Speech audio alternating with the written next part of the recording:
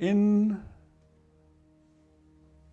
October 1938, I was promoted to lieutenant.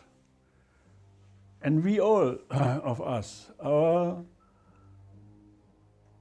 team or our crew of 38 lieutenants, of 1938 lieutenants, were invited by Adolf Hitler into the newly built Reich chancellery.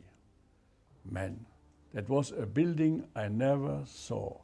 It was glorious. It was, how shall I say, it was a mixture of classic and even older styles or elements.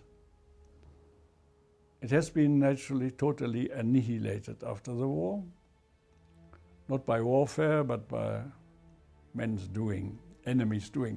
There we were invited by him, and we stood in the long, long mosaic hall, so-called mosaic hall, and we were 800 men, Army, Air Force, Navy, lieutenants.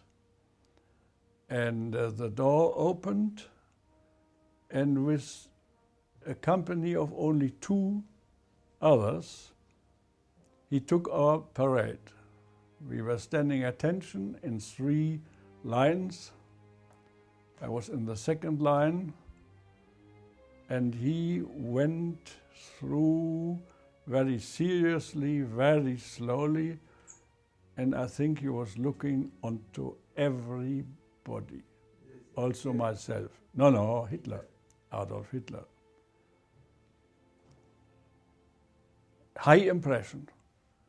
When he stood, there was not much radiation, but when he moved and when he spoke, it was more than strong impression. It was a little bit, I would say, hypnotic. Well, and this was through, and then rührt euch at ease.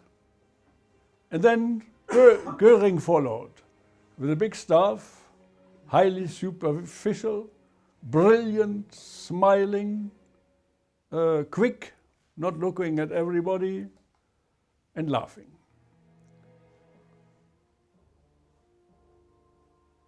I didn't like that in comparison to the very serious man, Adolf Hitler. Naja, and then later on we were in a huge cupola hall, and we had drinks and sandwiches, and suddenly all these things had to be put away. Adolf Hitler was appearing in this hall at a small balcony high up, and he was speaking to us. And he was admonishing us that we had to follow him and him alone, and we had to follow him and him alone. He must have said it different times in his very impressive way of speaking. Not loud, well.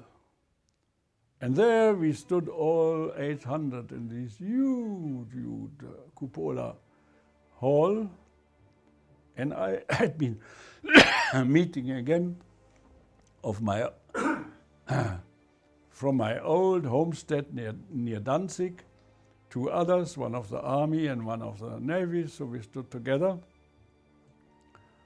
And then Göring appeared.